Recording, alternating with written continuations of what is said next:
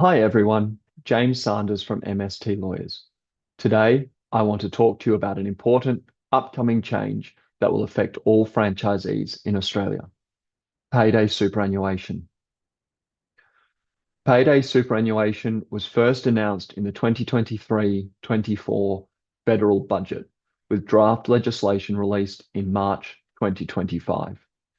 The key date to keep in mind is 1 July 2026, when these changes are set to come into effect. While superannuation is currently paid at least quarterly, it is about to change significantly. Under the new rules, employers will be required to ensure that superannuation contributions reach an employee's superannuation fund within 7 days of each payday. This does not mean that it is to be paid within 7 days, but rather must arrive in an employee's superannuation account within 7 days. This is a major shift from the current system. There are some limited exceptions.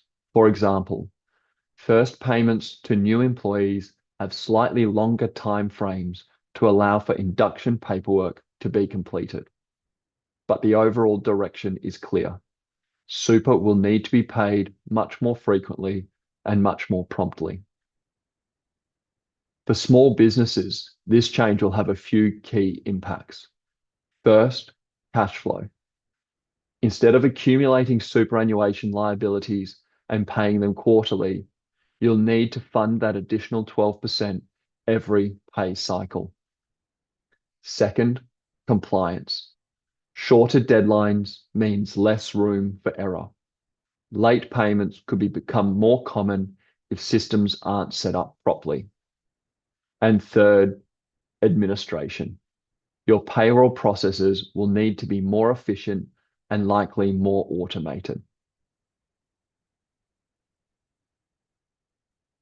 Another important point is that the Small Business Superannuation Clearinghouse will close from 1 July 2026.